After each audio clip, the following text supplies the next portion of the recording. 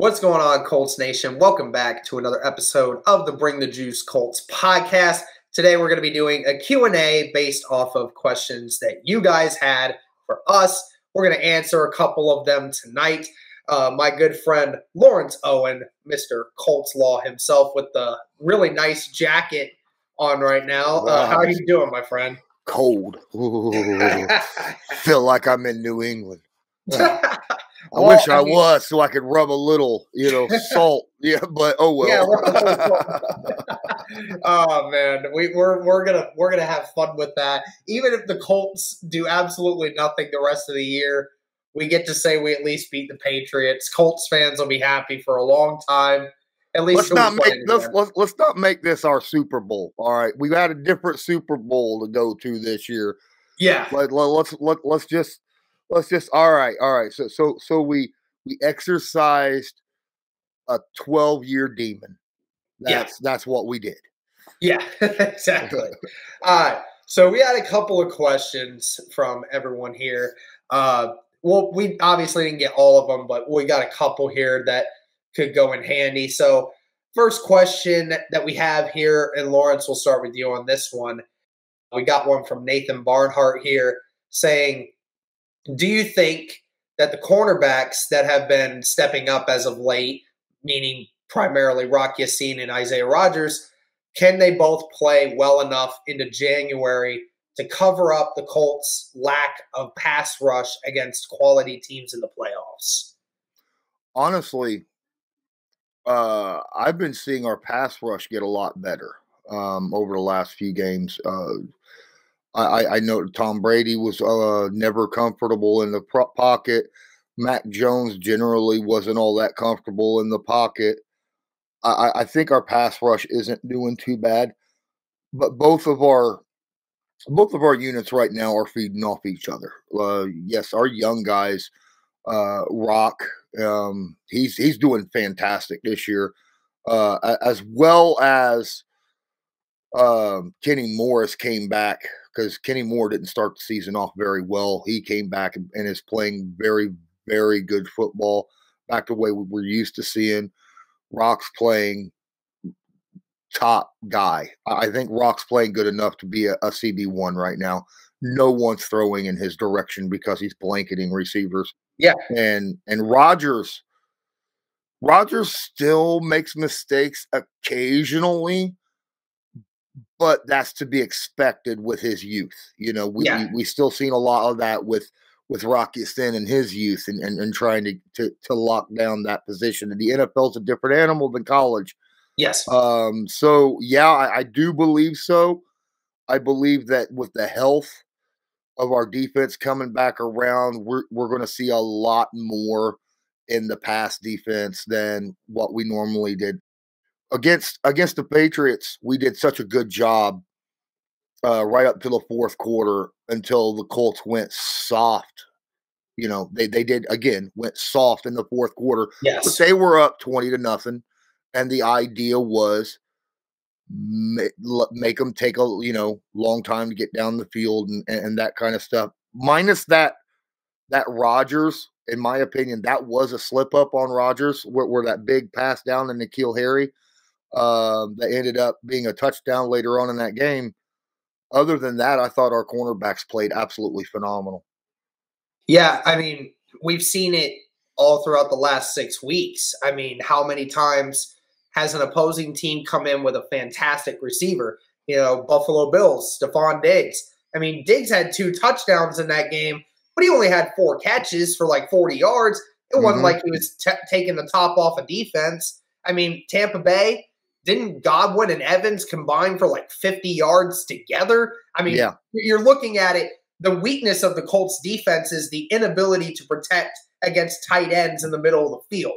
That's the biggest issue right now. Our corners are pretty much locked down right now on the receivers. So to answer the question, yeah, I think the corners are not going to be the big issue here.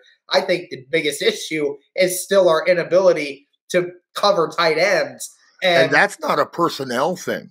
Yeah. Covering tight ends, our scheme has holes that are specifically meant right up the middle for those tight ends, those seam runs and stuff by tight ends. So that's not even a personnel issue. That's just, other teams taking advantage of our scheme. Yep, absolutely. And it's going to be scary too, because when the playoffs do come around, you look at some of the teams like, if the Baltimore Ravens get in, Mark Andrews, Travis Kelce, and Jonnu Smith, Hunter Henry, who you might have to face again. These tight ends in the AFC, they're all freaking good. And it's going to be scary to see if the Colts can find a way to slow those down, because that'll be a big question. I personally, as a Colts fan, I don't know about you, but I would rather see a Kelce or, a Hunter Henry or someone like that get 80 to 100 yards and a touchdown than have a complete inability to shut down like the main wide receivers, like Hill and Diggs and all these guys. I'd rather see the wide receivers locked down. Yeah, absolutely. I would agree too. All right, let's go to the next one here from Keith Childers here. Is Bubba Ventrone a time traveler from the future, or is he just that damn good at his job? What do you think, Lawrence? Bubba's that good at his job, okay? Bubba sits there and he studies film hard, just like any other coach that we have. He studies those films so hard, and he looks for areas that the Colts can exploit. There's a reason why the Colts have such good special teams players, because Bubba takes what he sees on film and he uses whatever the ability is of these players, whether it's Odom, whether it's Franklin, whether, Adams, like we talked about, EJ Speed. They're used in these special teams to make plays. And I saw a tweet earlier today saying that the Patriots really only allowed the Colts to score 13 points until about 3 minutes left in the game, because you can't count a blocked punt return for a touchdown. And I'm like, since when? Since when? There's a reason why you have offense, defense, and special teams. It frustrates the heck out of me that people just look at special teams and just blow it off like it's not important, right? And go tell that to Bill Belichick, who was a special teams coach and puts a huge emphasis on that. And the person tweeting this was a Patriots fan, so I was like, you don't know what in the world you're talking about. Right. Right. Yeah. That's the second block punt return for a touchdown the Colts have had this year. It's just like, well, you can't expect a forced fumble in a game. When it happens over and over and over, and it starts to become part of a plan, right? Bubba Ventrone, he sees things on the film, and he goes out and he has his guys execute specific ways in order to make things happen. So expect something on special teams every game. It's part of why the Colts are as good as they are, because they are solid in all three phases of the game. You're right. I mean, it is for special teams. I don't think, outside of maybe the Tampa game this year, that there was one time that the special teams for the Colts didn't beat the opposing team. I mean, every time, there's either a turnover or the Colts win the possession of the field. They're winning the kickoff and the kick return, and they're winning the field goals made. All of these things are so important. And, everyone talks about the offense and everything else, but it's like, how many games come down to special teams? Really, when you look at it, seriously, if the Colts didn't have that block punt yesterday, then we probably might have been talking about a different outcome. It's or a closer game anyhow, right? Yeah, at least a closer game, even closer than what it was. It's just the fact that it swings momentum so much. It really does. Nothing is more demoralizing than a block punt that gets returned for a touchdown for a team. It's so demoralizing, more than anything else, because for a lot of those guys on the field, those are the only snaps they get. And then to have one of them be a demise to your team, that's never what you want to have happen. So you're right. I think in Hard Knocks, I believe it was Hard Knocks, Ventrone was showing like the special teams, the punt team, showing them like where Jacksonville is weak and where they block. And then that was exactly where it was that they blocked that punt at. And it was so beautiful because it's like he called it and it happened. So, Ventrone definitely deserves some credit there. All right. So, Diane, this next one. Don't you believe that they could have used TY a bit more, especially after Pitt was no longer available? I'll go first on this one. I don't know. It's been weird to me how there's been so little usage of a T.Y. Hilton over the last, over the whole season, really, outside of that Houston game, the first one, T.Y. really hasn't been a big part of the offense, had only one catch in the game last week, but, it was a very big one. It was a 20-yard catch. It was a good way to move down the field in that instance. But, obviously, we all as Colts fans recognize the difference in what Michael Pittman is versus what T.Y. Hilton is. What Pittman can provide you is at this point, it is a much bigger difference than what it was to start out. But yeah, it is surprising how little they have used T.Y. Hilton in a lot of different ways. We've been saying it for a while that, outside of Michael Pittman, this wide receiver core is kind of hit or miss, in a lot of different ways. And, I always thought, T.Y. Hilton's healthy now. I'm surprised they don't use him. But then again, you see the Colts offense now utilizing the run a lot more often. Receivers are not getting thrown to as much as they normally are. Of course, that affects everyone. That affects Pittman as well. Pittman's not getting the numbers that he previously was because they're now utilizing the run game a whole lot more. I don't know if you see it a different way. I just really haven't looked at much of the film. I don't know how much teams are trying to put emphasis on TY, even though I don't really think they do much with that. But I don't know. I'm surprised, honestly, they haven't used him more.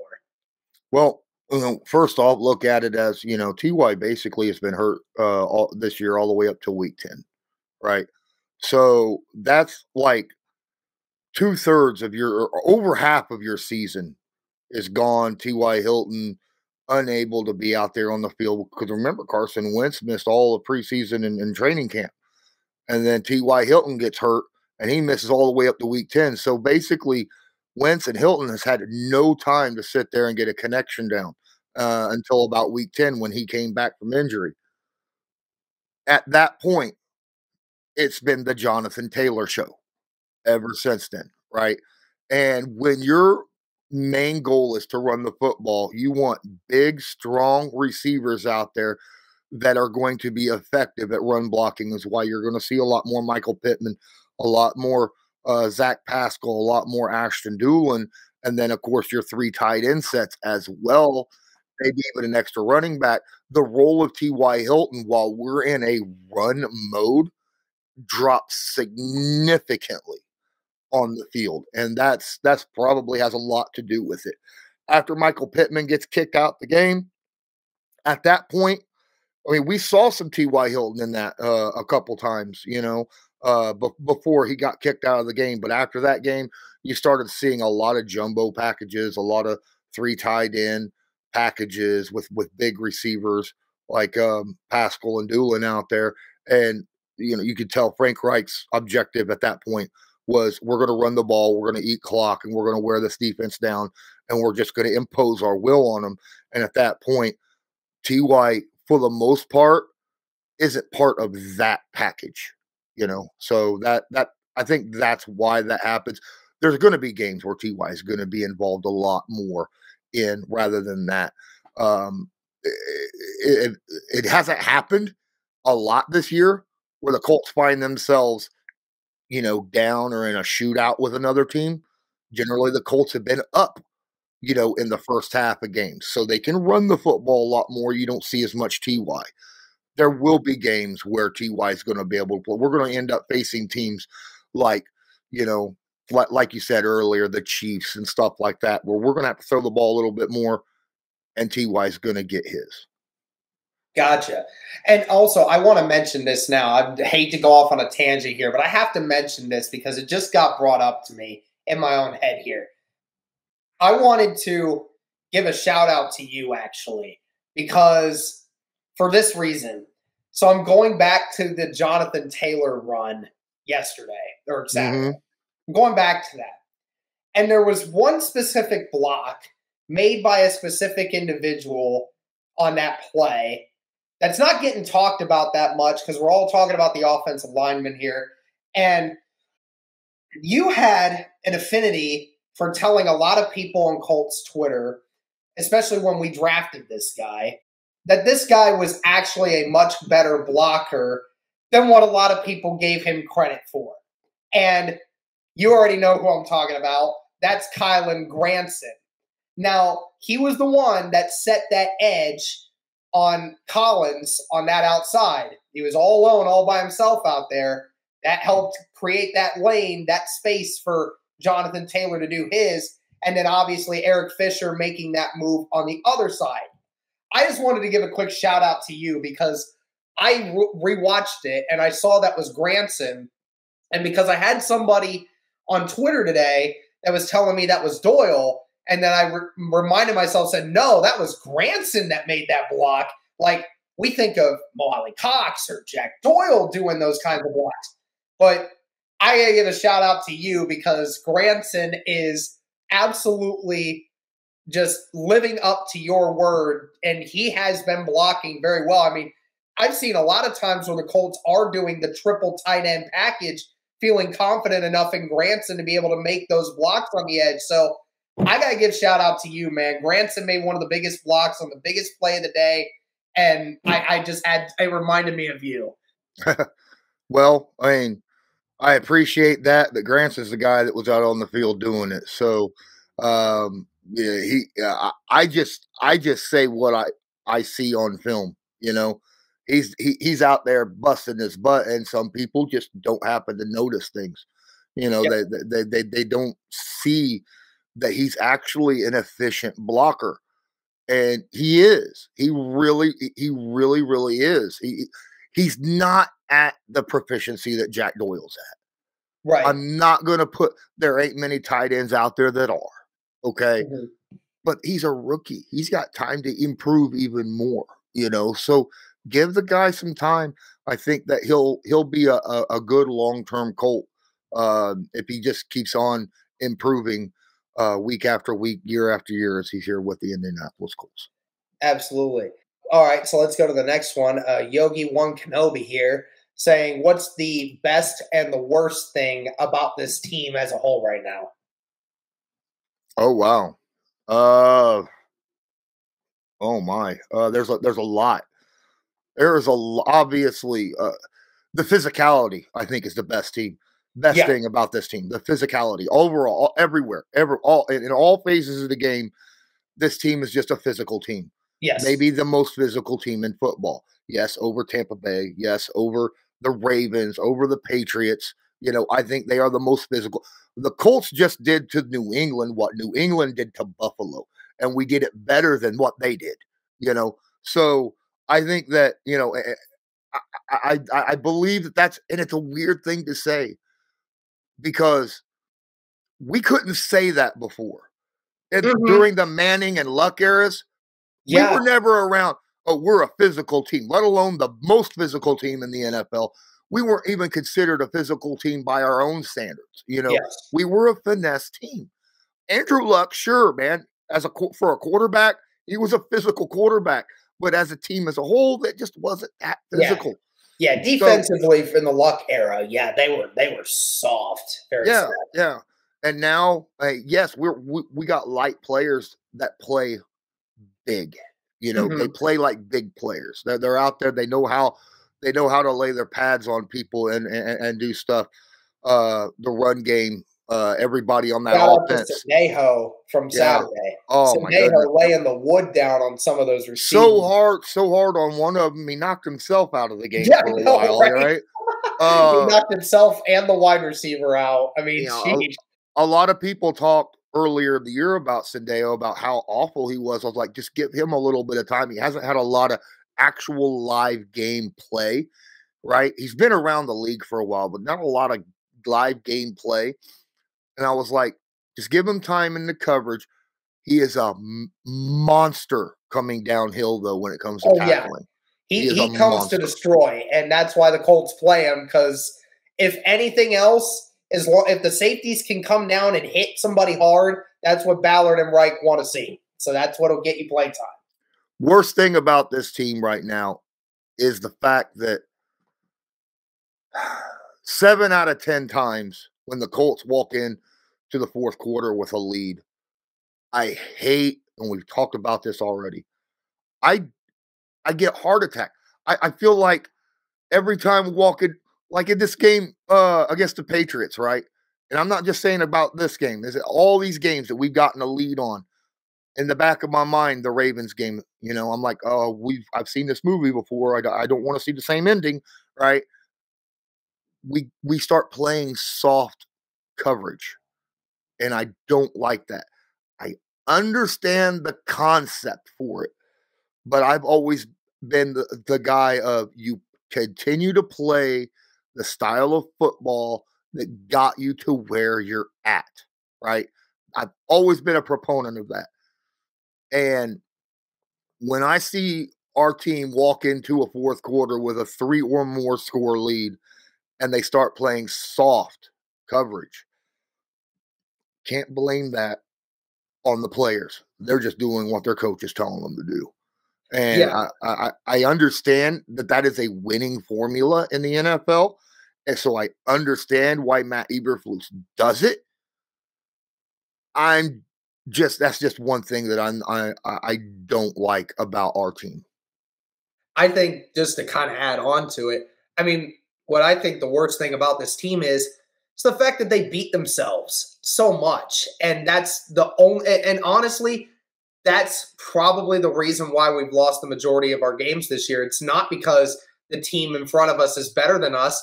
Every single time we've lost a game this year, outside of the Seattle game, we had a lead on that team at one point. We just beat ourselves. The Rams game, we had a lead on the Rams going into the fourth quarter. Just, we couldn't quite hold it. Obviously, Carson going out, but then Baltimore having a huge lead. Hurting ourselves defensively, just couldn't do anything. Tennessee, the turnovers, just the dumb decisions late in the game hurt us, and defense not being able to stop anybody. Tampa Bay, all the turnovers. Like, that's not coaching. You got to start doing a better job of taking care of the football. And, it's just like, how many times this season, what our record would be if we just didn't beat ourselves. Honestly, if we didn't beat ourselves in the Tampa and the Baltimore game and even the Titans game in the middle of the season, then we would have the best record in the NFL. We would look like a powerhouse, and nobody would be questioning what we are as a team, but it's just because of us beating ourselves. I will punch back a little bit on that. I understand what you're talking about, but at the same time, one thing you can take out of that is that every time we lost those games, it was for a different reason, right? Yeah. The Colts are not doing the same thing over and over, because if something like that happened, Stephen Holder was saying this exact same thing this morning on my show. They're not doing the same things as costing them games, and because if they were, there would be a problem, and it would need to be fixed. Like you said, the Rams game, obviously Carson Wentz got hurt, and there was points left on the board, a lot of points left on the board in the first quarter. 2 different drives inside the 5-yard line, 1st and goal. No points came out of that, right? The Baltimore game, injuries, our depth at the secondary had issues. We were dead tired, and then ended up having to play a super soft zone defense against Lamar Jackson. The Titans game, obviously, the 2 bad, questionable play calls. One was a questionable play call in a bad situation for Carson Wentz, and the other one was just a bad throw in overtime. Yeah. Tampa Bay, you're just too many turnovers. We shot ourselves in the foot too much that game, right? Yep. And that wasn't just Carter. That was the whole team was having issues with turnovers at that game. So it's never been the same thing. That's shooting the Colts in the foot, and they keep learning from their mistakes and getting better. That only what frustrating you will end up actually benefiting our team long term, because they've now been through each and every one of those things this season.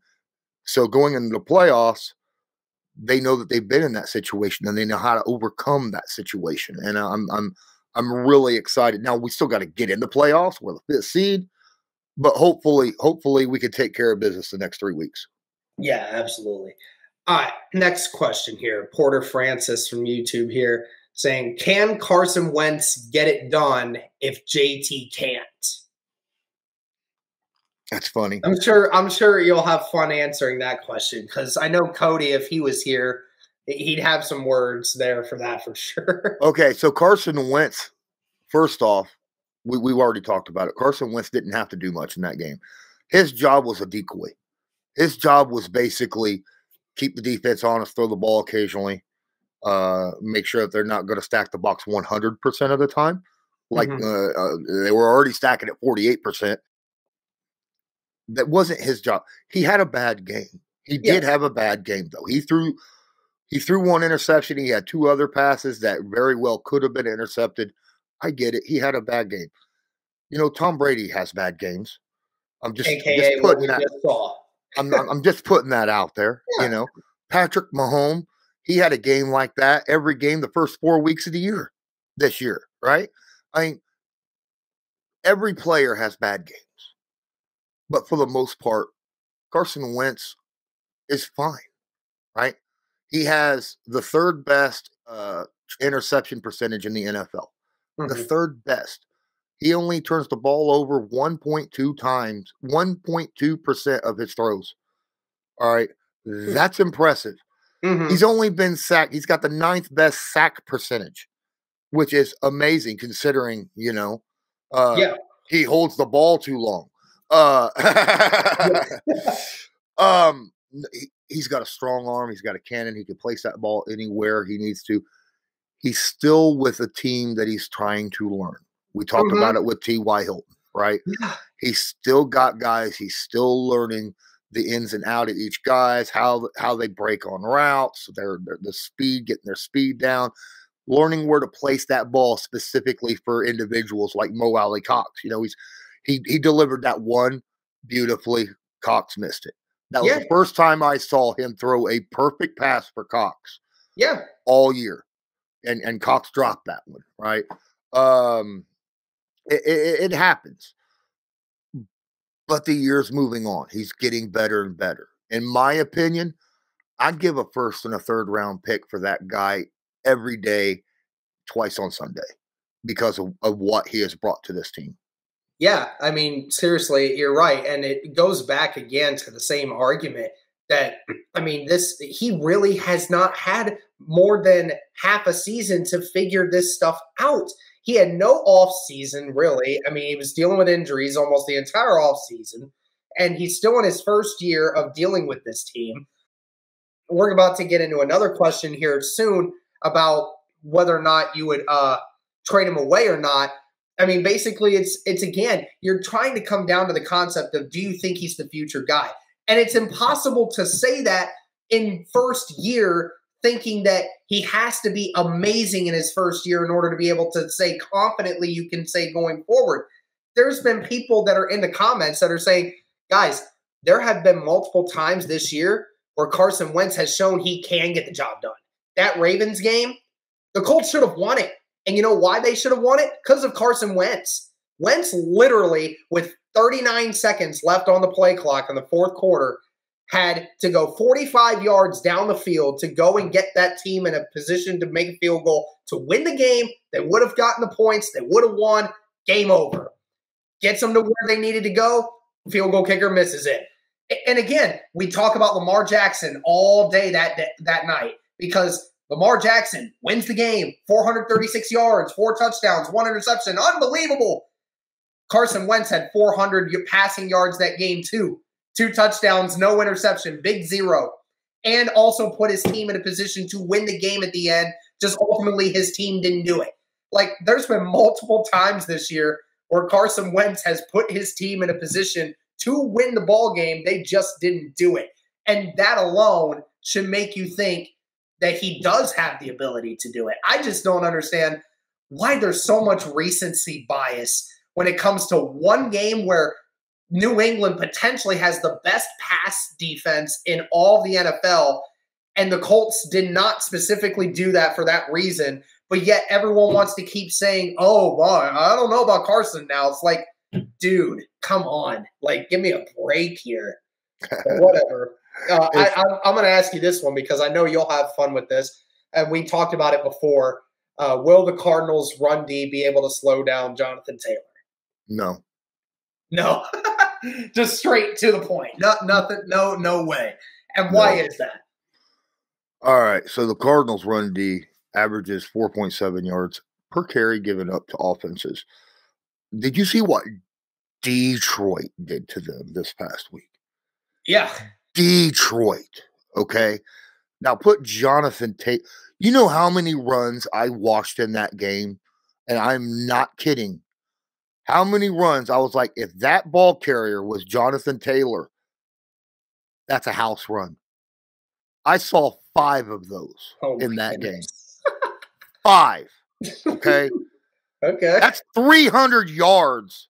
You know, if we're looking at the same kind of run that we saw against, the New England. And I saw 5 of those runs where if that ball carrier for Detroit was Jonathan Taylor, he was gone. Now, am I saying that Jonathan Taylor is going to run 300 yards against Eric? No. I wouldn't put it past him to reach or exceed what he did this past Saturday, though. Well, I would. He did say this morning he'd be surprised if Jonathan Taylor doesn't get near 200 yards. Yeah, against Arizona. Arizona might. If Jonathan Taylor does what I expect him to do against that team, with what Tom Brady showed us yesterday, I would not be surprised if Jonathan Taylor jumps him in the MVP conversations. Okay, I get it.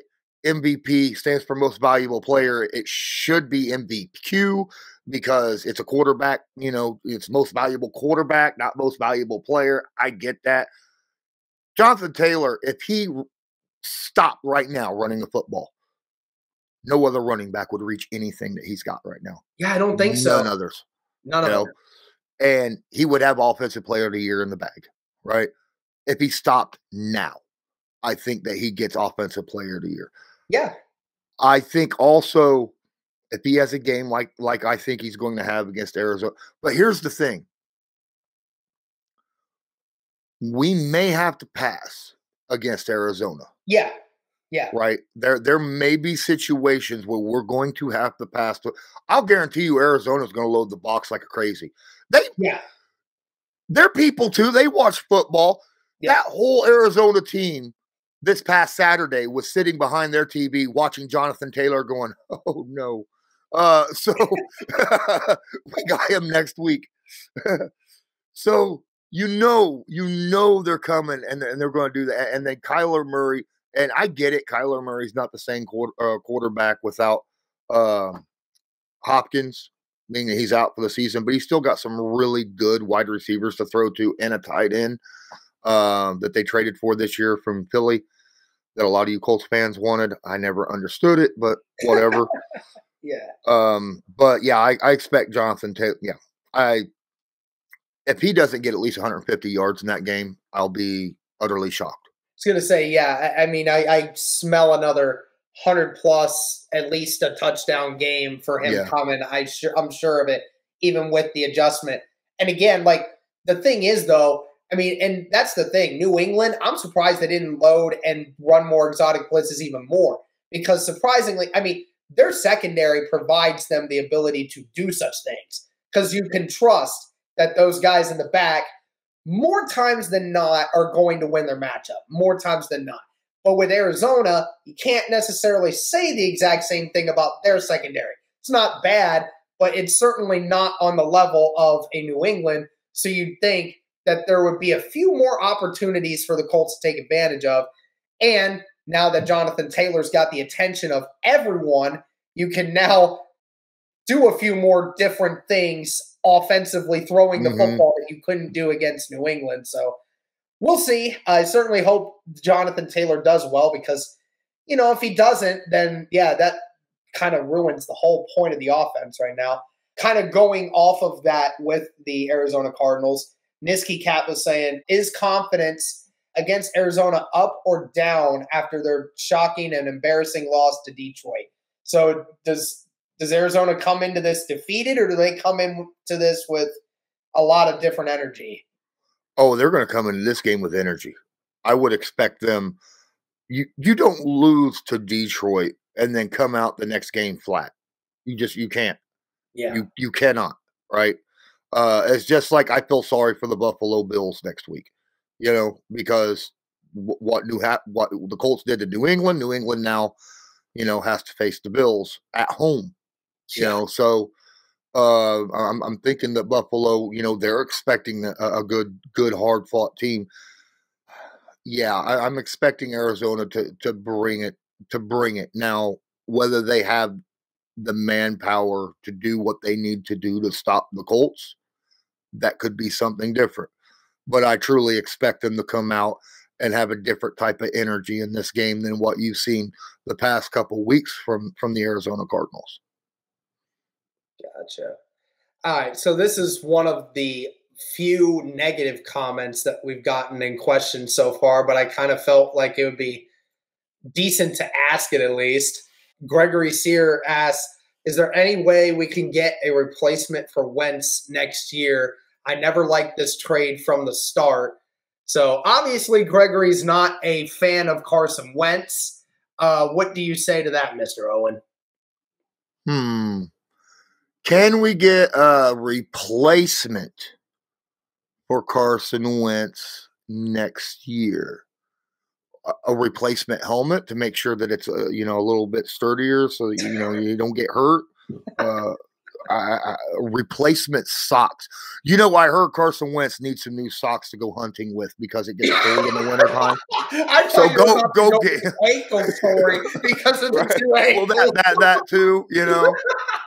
He might need some replacement ace bandages. Yeah, that there we go. All right. No, seriously. Who would you go get? Seriously. Yeah, who are you gonna get? I'm not the Colts are not in a position to trade for a top 5 quarter. Right now, Carson Wentz is ranked as a top 10 quarterback in the NFL, like it or not. Whether you like him or whether you don't, he is a top 10 quarterback in the NFL right now. Okay. And to trade for someone like that, it's going to cost one or more first-round picks. Well, the Colts don't have a first-round pick because they traded for a top 10 quarterback. Right. And you're not going to draft one. There's no one in the draft this year that's even as good as Carson Wentz. Yeah. That has even the potential of what Carson Wentz is showing this year. I'm not even talking about what his potential when he was drafted. I'm talking about what he's got this year. Right now, you ride with Carson Wentz. We're locked in with him through next year. Anyhow, when it comes to cap situation, give the guy, like you said earlier, Derek, give the guy another year. Let's see what's going on. I mean, let's face it. Okay, everything that people complain about Carson Wentz was the same things that Andrew Luck did. And these are, I'll guarantee you, Luck supporters. Okay, I'm not trashing Luck. Loved Andrew Luck. I want to put that out there right now. So don't just jump on my Twitter account and be like, I heard what you said on BTJ. I've always been an Andrew Luck supporter, but let's face it, both the guys historically held the ball, took sacks, took hits. Right? Andrew Luck was known for turnovers. Don't get me started. There was 1 year where he didn't have at least 16 interceptions, right? or something like that. I mean, come on. Yeah, he threw his interceptions. He threw his fair share. Yeah, absolutely. Other than the last year where I think he threw 13 or 14, but that was an anomaly. I mean, every other year still threw a lot of touchdowns, but threw a lot more interceptions too.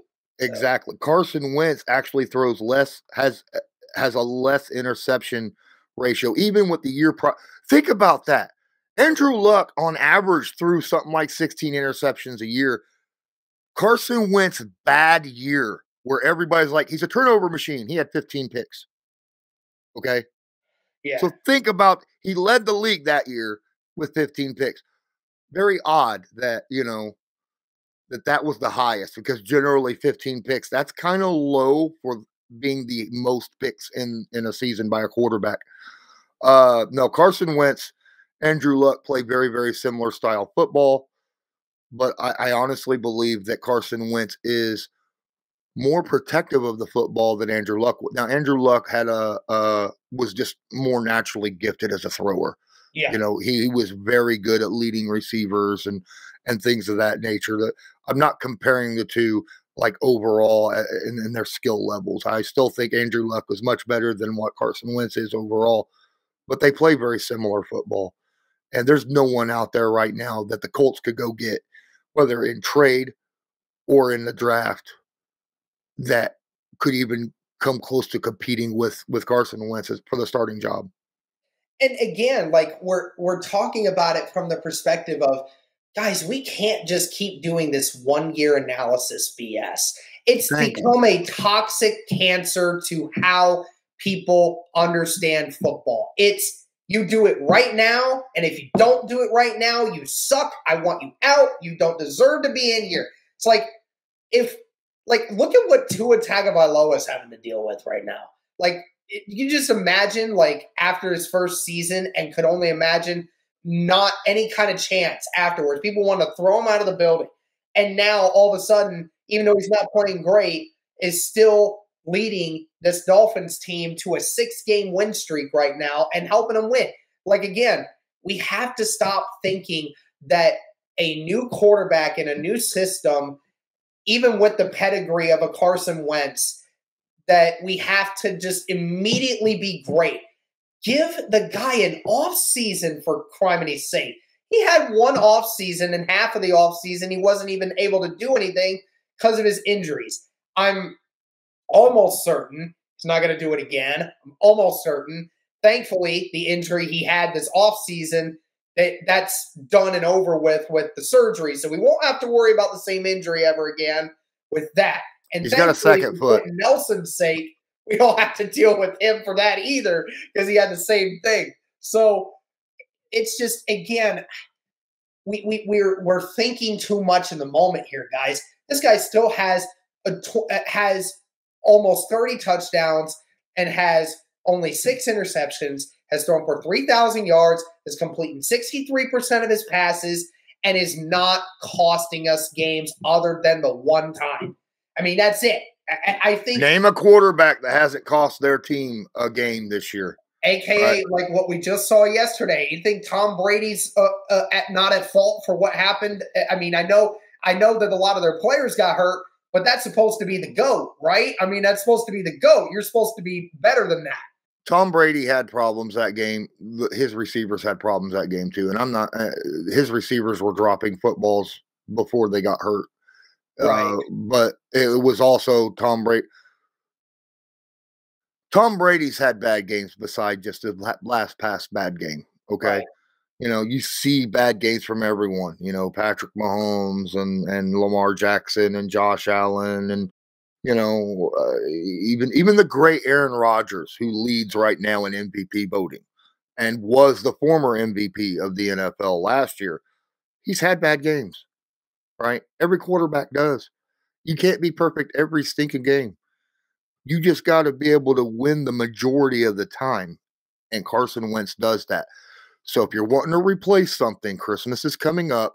Feel free to send him some camouflage socks. Yeah. Okay. All right. So next question from Josh here. If Blankenship is healthy, do you put him back in at the starting role? Unless there's something going on that I don't know about, I would. Okay. I'm not behind the scenes. I don't know what's going on. I don't know if maybe he had a setback. I don't know if there's issues between him and the coaching. I don't think there is. I think he's good. I think he's been good to go for the last 3 weeks. I remember a press conference where Frank Reich was like, you know what? We could pull him off IR right now. He says he's doing well. His hip's doing great. We could pull him off, but Michael Badgley's playing great. We might as well just go ahead and ride with the hot foot instead of the hot hand. It's the hot foot. Badgley is not the hot foot no more. Okay. The past 2 games, he's had questionable. He got saved on that field goal, right? He got saved on one of those field goals the last game because of offsides, if I remember right, and he got to re-kick it and made it, and he missed the other one. So in my opinion, I would put Hot Rod in. Hot Rod is, before the injury, he was kicking 65-yard field goals right down the gut.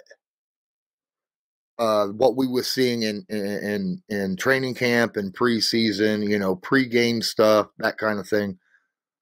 I would like to know what's going on. Did the hip surgery and then the injury mess him up? If it did, then maybe not. I don't know. I'm not behind the scenes, but I'm just going by if he's healthy and like he was before injury. I would rather have Blankenship in there right now over Badgley. Gotcha.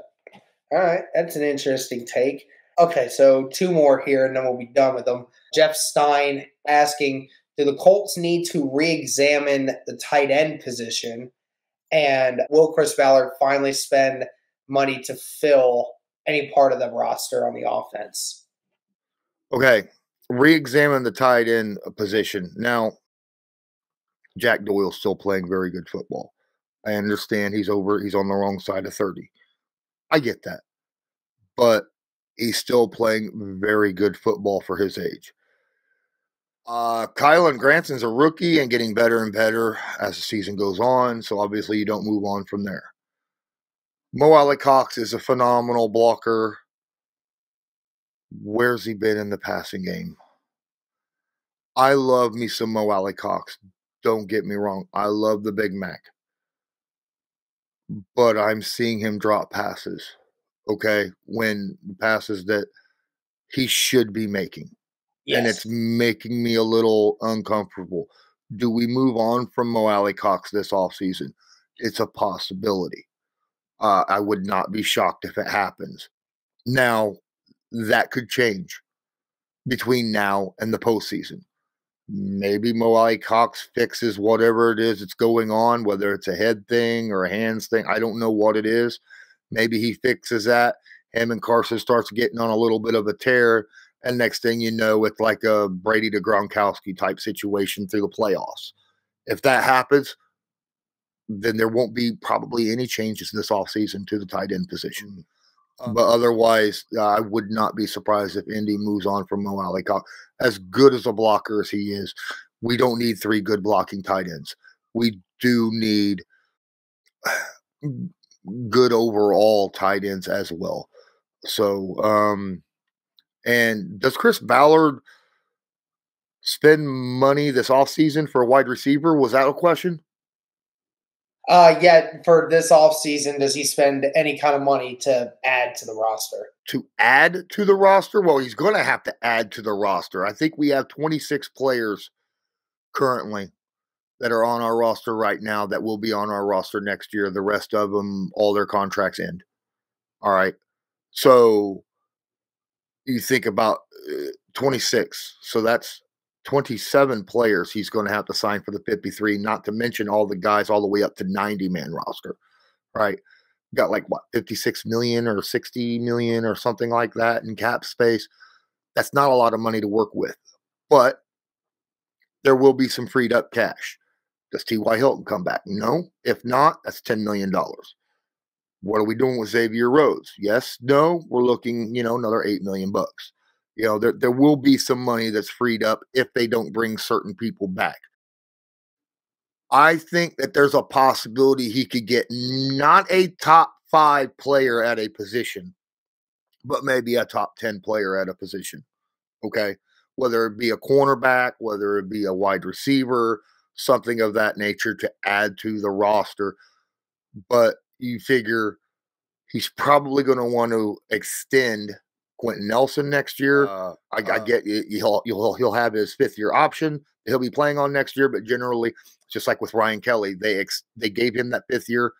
They gave him the 5th-year option, and then they extended him during that year. So I expect the same thing with Quentin Nelson, and that's going to be a big fat wad of cash. I mean, huge. Do the Colts keep Eric Fisher? You know, yeah, right. Eric Fisher at $10 million. In my opinion, he's worth $10 million. Okay, he's because a good top 10 left tackle in the NFL, you're looking at $15 million. Okay, gotcha. So and there's not a whole lot of those out there. You go look, left tackles right now having problems. Okay. All of them are. For the most part, I think Fisher's doing okay. He's an absolute stud in the run game, but he has issues versus speed rushers. I have noticed that, and I mean everybody has noticed that.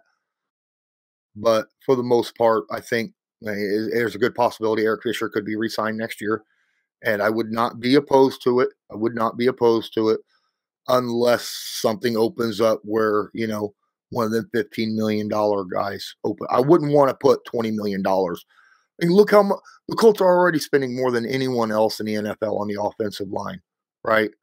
And that's not including Quentin Nelson. So. Right. And then if you go out and spend $20 million on a left tackle, crap, and you're not going to draft a starting left tackle in the 2nd round of this year's draft. You're just not going to, right? Yeah. So, I expect them to re-sign Fisher this past off season. They could go out and get a wide receiver or maybe a cornerback, but I don't think it'll be a top 5 guy. Gotcha. All right, last one here. So from Robert Holbrook here, is next week a must-win considering what happened Saturday, or being it is out of conference? Can the Colts afford to lose this game? Yes, the Colts can afford to lose this game. It is out of conference. It doesn't count nearly as much. The last 2 games, way more important, right? Raiders, Jaguars, got to win those games. Yes. No matter what happens, whether we win or lose against the Cardinals, we have to win against the Raiders. We have to win against the Jaguars. Yes. But